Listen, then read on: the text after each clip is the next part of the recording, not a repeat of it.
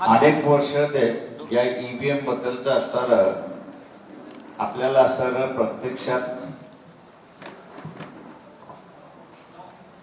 Hacking कसं होऊ शकतं त्याचं असताना एक डेमॉन्स्ट्रेशन या ठिकाणी देण्यात आलेलं आहे आणि ती बोमाबोम असताना चाललेली आहे. झिरो मतं सुद्धा कशी येतात ते असताना त्या ठिकाणी दाखवण्यात आलेलं आहे. मी आपल्या समोर असताना या ठिकाणी ईव्हीएम बदला किंवा ईव्हीएम कॅन्सल करा अशा रीतीची असताना मागणी आम्ही या ठिकाणी करत नाही. परंतु इलेक्शन कमिशननी स्वतःच्या वेबसाईटवरती जे टाकलेलं आहे त्याचंच मी असताना या ठिकाणी वाचतोय आणि ती म्हणजे आपल्याकडे जे असतात दिले क्वेश्चन नंबर 80 जो आहे त्याचा असणारा व्हीव्हीपॅटची असणारी साईज काही ती असताना दिलेली आहे. काय तुम्ही अजूनही पालकत्वाची वाट पाहताय? 95,000पेक्षा अधिकच्या कुटुंबाचे आयुष्य आनंदाने भरले आहे. आजच कॉल करा आणि मिळवा फर्टिलिटी ट्रीटमेंटवर सूट आणि सर्वांना द्या आनंदाची बातमी. 81 मध्ये सगळ्यात महत्वाचं आहे असं मी त्या ठिकाणी मानतोय. What are details printed on the slip? हा इलेक्शन कमिशनचाच आन्सर आहे. Printed slip of VVPAT contains the following information: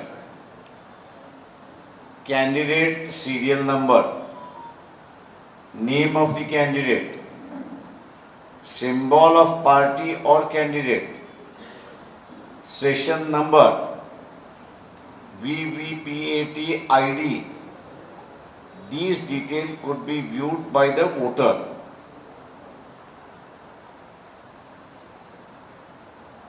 आता हे 4 गोष्टी ज्या आहेत 5 गोष्टी ज्या आहेत या मतदाराला दिसल्या पाहिजेत असं इलेक्शन कमिशन त्यांच्या स्वतःच्या क्वेश्चन अँड आन्सर मध्ये त्या ठिकाणी म्हणतंय.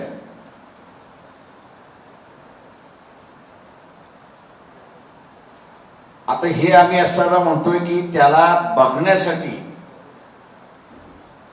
इलेक्शन कमिशन काय म्हणतंय की आम्ही असताना तिथं ओपेक ग्लास लावलेली आहे. 7 सेकंदसाठी त्याला असताना त्या ठिकाणी दिसेल आणि 7 सेकंद मध्ये त्यांनी ह्या 5 गोष्टी बघितल्या पाहिजेत आणि ती स्लिप जी आहे आपोआप बॅलेट पेपर मध्ये जाईल अशी म्हणजे बॅलेट बॉक्स मध्ये जाईल अशी आम्ही सोय केलेली आहे. आमची मागणी अशी आहे या सगळ्याच्यामध्ये ह्या क्वेश्चन 89 ला धरूनच आणि याच्या संदर्भातली असणारी एक इलेक्शन पिटिशन रिट पिटिशन जी आहे ती मुंबई हायकोर्टामध्ये दाखल करण्यात आलेली आहे. 4 एप्रिलला तिची तारीख त्या ठिकाणी ठेवण्यात आलेली आहे. मागणी ही आहे की ती डायरेक्ट पडण्यापेक्षा वोटरच्या हातामध्ये ती आली पाहिजे. त्यांनी ह्या गोष्टी व्हेरीफाय केल्या पाहिजेत आणि व्हेरीफाय करून त्यांनी असणारा त्या बॉक्स जो आहे बॅलेट बॉक्स जो आहे त्या बॅलेट बॉक्समध्ये त्यांनी टाकली पाहिजे अशी असणारी मागणी आम्ही असणारा या ठिकाणी करतोय. त्याच्यासाठी इलेक्शन कमिशनला भेटणार असंही आम्ही त्या ठिकाणी बघतोय. दुसरं या ठिकाणी सगळ्यात महत्वाचं जे आहे ते नेक्स्ट पेजवरती आहे आणि ते म्हणजे रिकाउंटिंग ऑफ वोट्स. टायटल देण्याच्या खाली आपण असणारं पाहिलं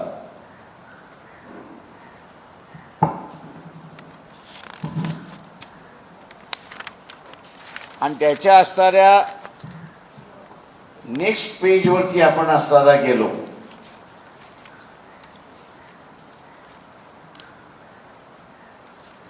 त्याच्यामधला 6 म्हणजे रिकाउंटिंगच्या ह्याच्यामध्ये. आता हे रिकाउंटिंग कसलं की ईव्हीएम मधलं पोल वोट्स आणि काउंटेड वोट्स याच्यामधला जर डिफरन्स आला किंवा एखाद्याने असताना रिकाउंटिंग मागितली आणि ती रिकाउंटिंग त्यांनी ईव्हीएमची मागितली नाही, तर त्यांनी असताना रिकाउंटिंग ही असताना व्हेरीफाईड पेपर ट्रेलची असताना त्या ठिकाणी मागितली, तर त्याच्यातला निकाल कुठला मान्य करायचा हे पार्लमेंटने ठरवलेलं आहे. कंडक्ट ऑफ इलेक्शन रूल्स 1961 हे पार्लमेंटने मंजूर केलेलं असणारं जे इनॅक्टमेंट आहे त्या संदर्भातलं 6 after total number of votes polled by each candidate has been announced under sub rule 1 or sub rule 5, the returning officer shall complete and sign the result sheet in form 20, and no application for recounting shall be entertained thereafter, provided that no steps under the rules of election shall be taken on completion of counting unless the candidate election agent present complete so and so त्याच्यामध्ये आहे. हे आपण सगळं जर वाचलं आणि 3B 5B आपण त्याच्यामध्ये amend the result sheet in form 3 to the extent necessary after such recounting and announce the amendment so made by him. म्हणजे EVM चं काउंटिंग झाल्यानंतर रिझल्ट डिक्लेअर करणं हे अपेक्षित असतं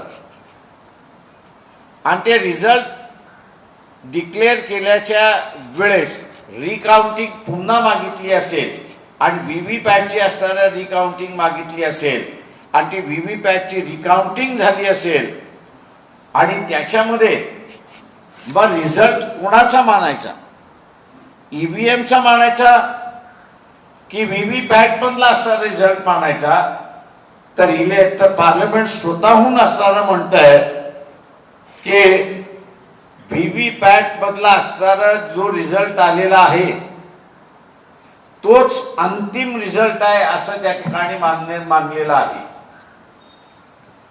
आणि म्हणून आग्रह जो असणारा या ठिकाणी होतोय, इलेक्शन कमिशन पुढे असणारा आग्रह होतोय की याची अंमलबजावणी झाली पाहिजे. पोल्ड वोट्स आणि काउंटेड वोट्स याच्यामधला फरक आला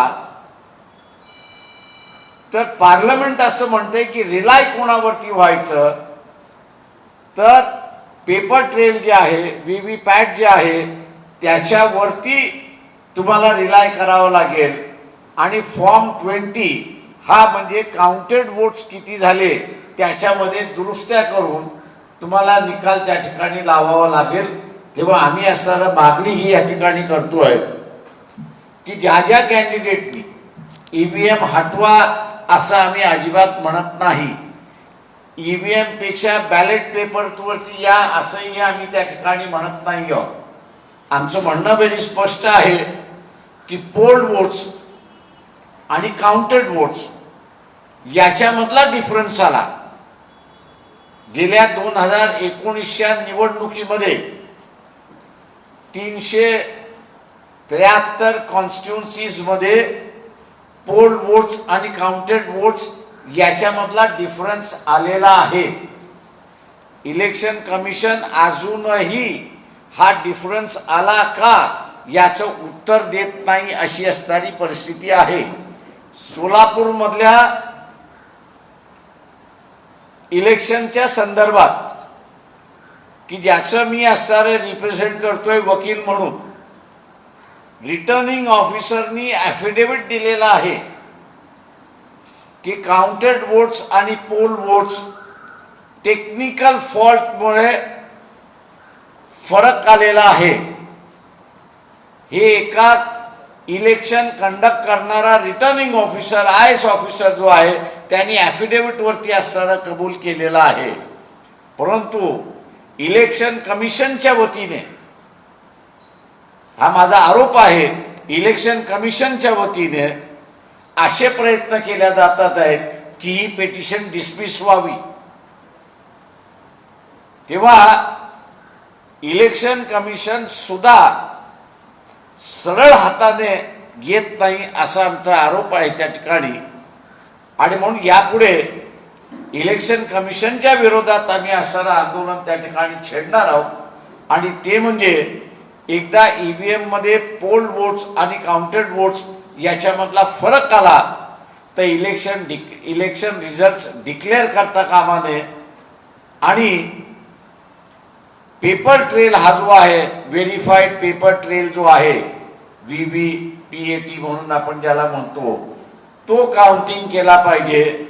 आणि पार्लमेंट असं म्हणतंय की ते काउंटिंग केल्यानंतर त्याच्यातला आलेला रिझल्ट हा फायनल रिझल्ट आहे.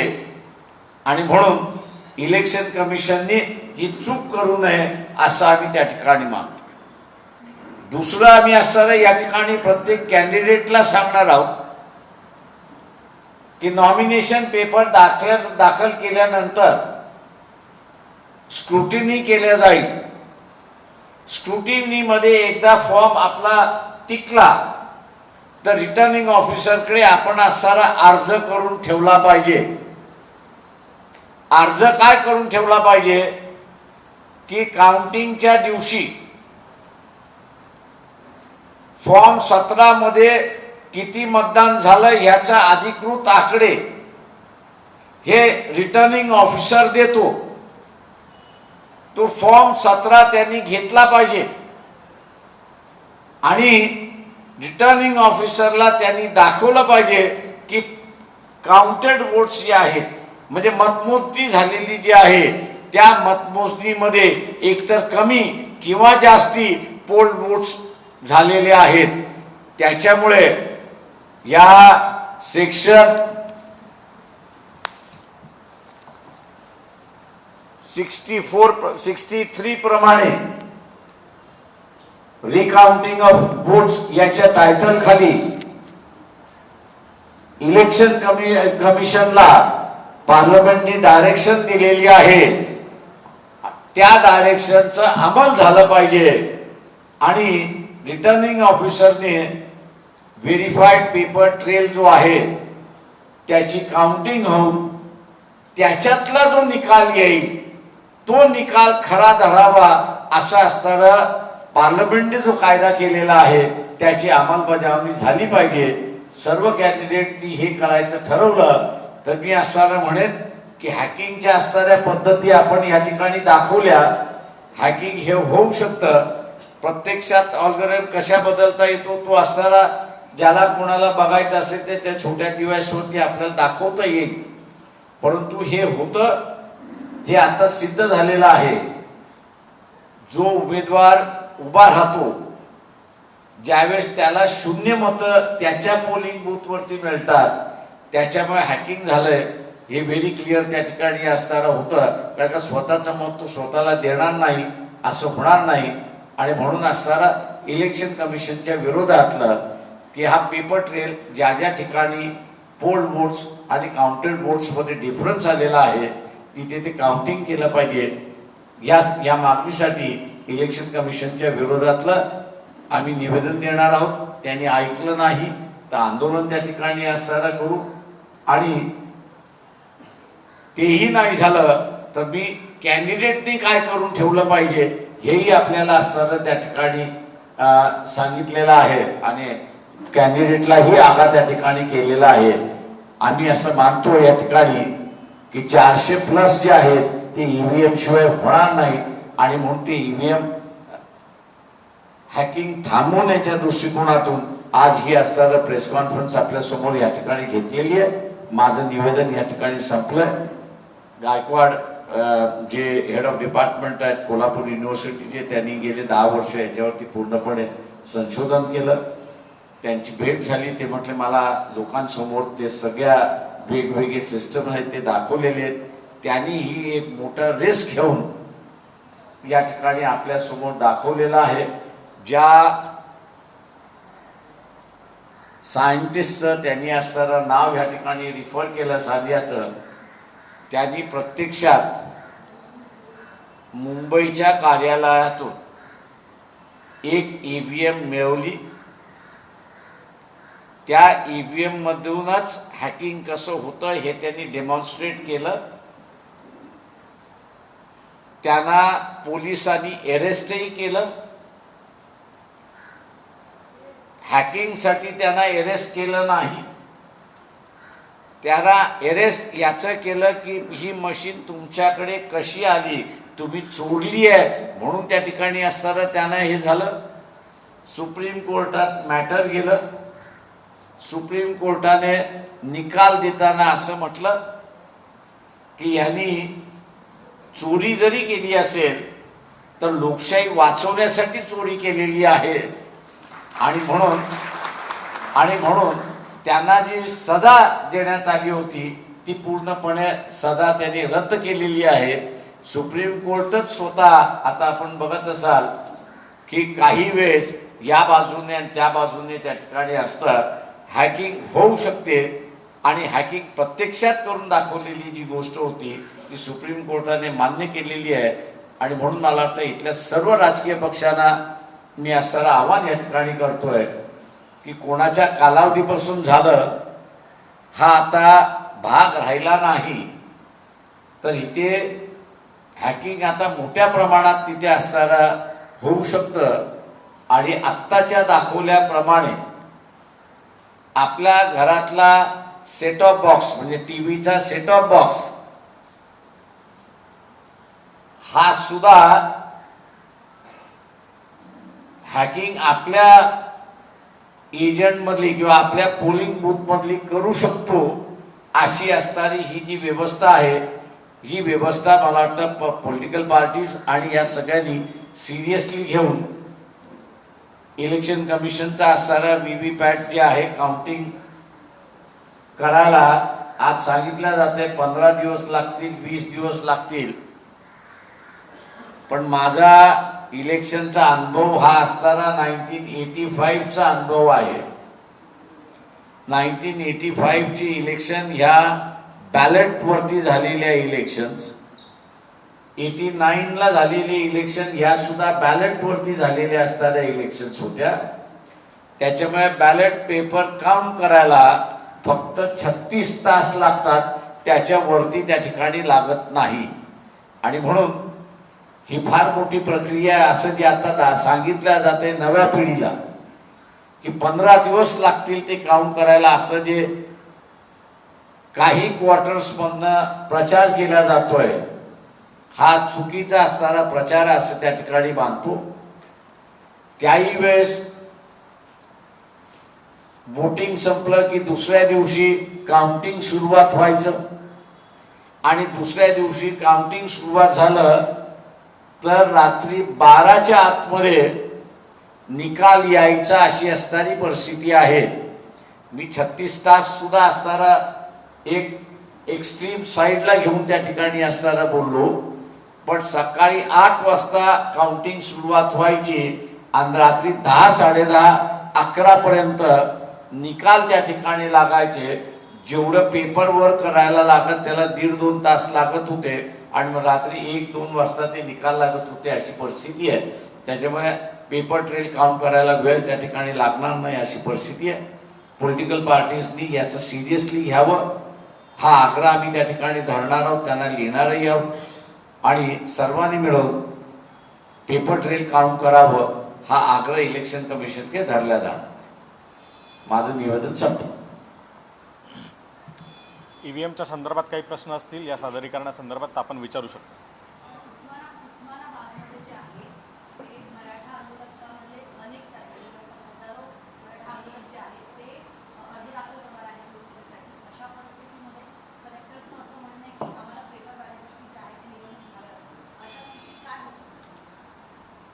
ईव्हीएम वरती फार तर ईव्हीएम वरती असताना 364 कॅन्डिडेट्स आता इंटरकनेक्ट करून त्या ठिकाणी घेता येतील. पण 364च्या वरती असणारे कॅन्डिडेट झाले तर मग तुम्हाला बॅलेट पेपर बॅलेट वरतीच यावं लागेल अशी परिस्थिती आहे.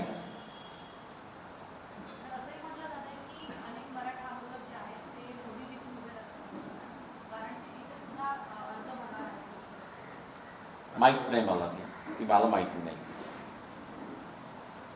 सर, क्या आप बिल्कुल इसका चुनाव आयोग से मुलाकात करने का विचार कर रहे हैं? जैसे इन्होंने कहा आज की अपील की जा रही था कि लाइव डेमो करके दिखा दें। सरकार की दलील है कि टेक्निकली पॉसिबल नहीं है। आपके इस विषय में हमने प्रैक्टिकली पॉसिबली अभी आपको दिखा दिया है कि वो जो चिप मिलती है वो रास्ते में मिलती है, उसका मैनिपुलेशन यूनिट जो है वो भी बाजार में मिलता है, उसकी कीमत का क्या है वो भी बता दी है, कहाँ मिल सकता है उसका भी आपको बता दिया है, और कौन कर सकता है वो भी आपको बता दिया है. अब ऐसा है कि इलेक्शन कमीशन जो है वो पूरी उनकी अभी अपनी ईवीएम यूनिट अगर ला के दे तो उसका है. दूसरी सबसे बड़ी बात इसमें यह है कि कानून ये कहता है, संविधान ये कहता है कि इलेक्शन प्रोसेस जो है वो इलेक्शन कमीशन के हाथ में होनी चाहिए, उनके कंट्रोल में होनी चाहिए, उनके सुपरिटेंडेंट में होनी चाहिए, ऐसी परिस्थिति है. लेकिन यहाँ जो इलेक्ट्रॉनिक डिवाइस इस्तेमाल किए गए हैं वो इलेक्ट्रॉनिक डिवाइस कोई भी इलेक्शन कमीशन के कब्जे में नहीं है, ना उनके अंडर है, ना उस पर उनका नियंत्रण है या कंट्रोल है. तो इसका मतलब यही है कि ईसीएल जो है और भेल जो है, भारत हेवी इलेक्ट्रिकल जो है, ये सरकारी कंपनियां हैं और सरकारी कंपनियां होने की वजह से इनका कंट्रोल सरकार पर है, और सरकार पर होने की वजह से जैसे इन्होंने कहा कि वो जो सीपीयू जो है, कंट्रोल यूनिट जो है, वो एक तो जापान से आता है या वो अमेरिका से आता है. वो ईवीएम में डाला जाता है, उसको बर्न किया जाता है.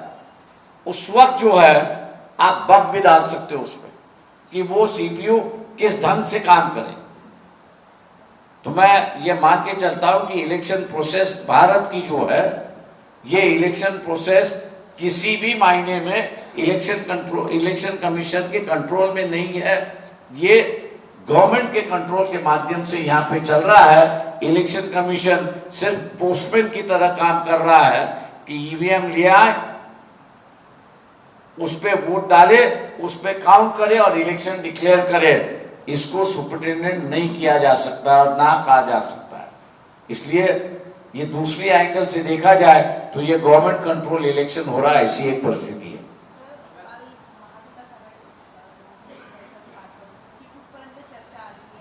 No political questions please.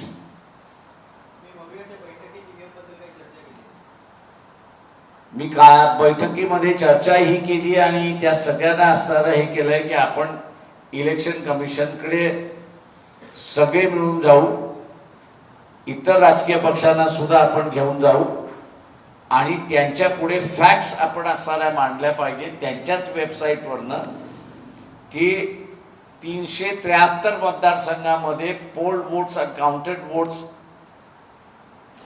Tally झालेले नाहीत. मग ते 100 असतील ते 1 लाखापर्यंत आहेत.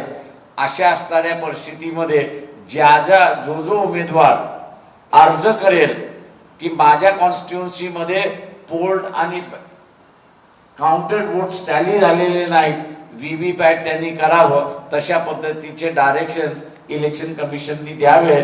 अशा रीतीची असणारी कालही चर्चा त्या ठिकाणी झाली. बघायचं आहे की हे सगळेजण कुठली तारीख ठरवून इलेक्शन कमिशनकडे एकत्र भेटतात आहेत. सहमति होगी कि आप लोग जाएंगे? क्या वो समिति हुई है कि मिल के जाएंगे?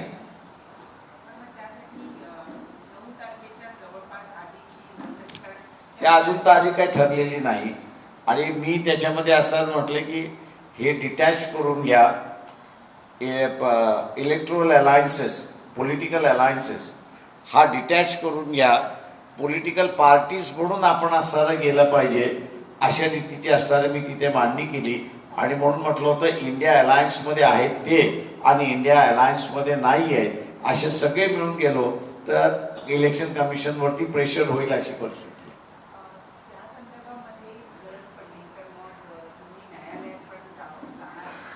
या संदर्भातली एक पिटिशन मी जे मांडले मुद्दे त्याच्यामध्ये मुंबई हायकोर्टामध्ये दाखल करण्यात आलेली आहे आणि 4 एप्रिलला ॲडमिशन स्टेजवरती आहे असं मी त्या ठिकाणी मला कळवण्यात आलेलं आहे. दरम्यानच्या काळामध्ये म्हणजे आता चर्चा अशी आहे की 12 किंवा 14 तारखेच्या जवळपास आचारसंहिता लागू शकते. तर दरम्यानच्या काळामध्ये ही सगळी प्रक्रिया करता येण्यासारखी आहे का? आहे ना. माझं म्हणणं असं आहे की ही प्रक्रिया होईल का शेवटी असं आहे की कॅन्डिडेट आणि रिटर्निंग ऑफिसर या दोघांमधलंच असणारं काउंटिंग पद्धत तिथे कशी वापरावी ही आहे आणि म्हणून त्याच्यामध्ये काउंटिंगची जी सुपरविशनरी पॉवर जी आहे ती तिथल्या रिटर्निंग ऑफिसरला दिलेली आहे. फक्त डायरेक्शन इलेक्शन कमिशन त्या ठिकाणी देऊ शकतं आणि म्हणून मी असणारा जो अर्ज करायचा त्या ठिकाणी केलेला आहे त्या ठिकाणी सगळ्याच उमेदवार जे आहेत इंडिपेंडेंट कॅन्डिडेट, पॉलिटिकल पार्टीचे कॅन्डिडेट या सगळ्यांनी जर अर्ज केला त्या रिटर्निंग ऑफिसरला की पोल वोट्स आणि काउंटेड वोट्स ह्याच्यामध्ये फरक आला तर तुम्ही असणारा या ठिकाणी पेपर ट्रेल काउंट केलं पाहिजे तर त्याला ते करणं भाग आहे. रिटर्निंग ऑफिसरला करणं भाग आहे. म्हणजे वेगवेगळे माध्यम पार्लमेंटने असणारं ठेवलेले आहेत त्याचा उपयोग केला पाहिजे असं मला त्या ठिकाणी वाटतं.